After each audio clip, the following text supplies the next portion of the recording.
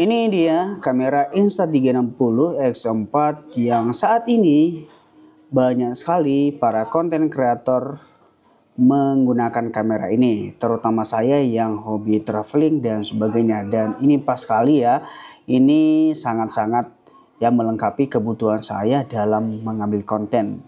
Nah, jadi buat kalian yang kepengen membeli Insta360X4 ya kira-kira seperti ini. Tapi Insta360X4 ini sudah ada generasi terbarunya itu X5.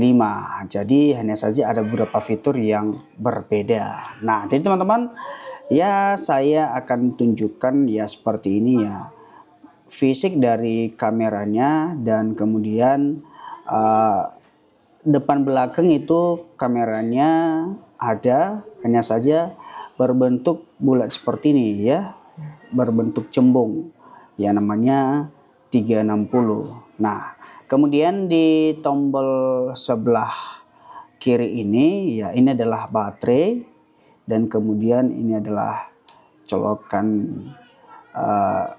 USB Type-C, dan paling atasnya ini adalah speaker, dan kemudian ini adalah speaker atau speaker ini juga. Kemudian ini adalah tombol powernya, power on off-nya. Kemudian ini adalah tombol alternatif ya, mempercepat pergantian menu.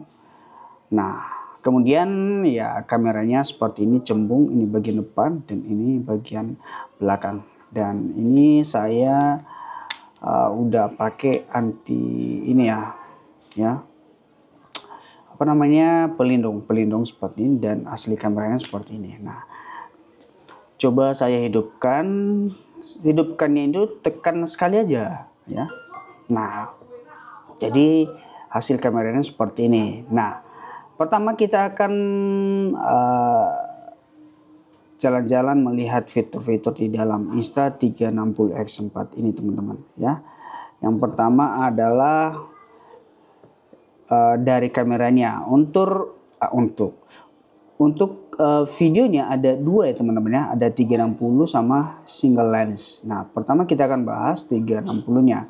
Nah, untuk fitur 360-nya, pertama itu ada foto, kemudian ada video 360, HDR, time lapse, kemudian time shift, kemudian bullet time, kemudian loop recording, artinya kamera mundur, kemudian ini ada road mode, apa ini, star lapse, kemudian burst, interval. Nah, jadi fitur-fitur ini saya jarang pakai ya, selain daripada video. Nah, jadi teman-teman, yang hebatnya di sini kita bisa melihat semua rekaman di sekitar kita teman-teman ya. Tapi ini lebih bagus ya, jadi kita tidak akan kehilangan momen kalau kita pakai kamera ini. Jadi semua itu direkamnya.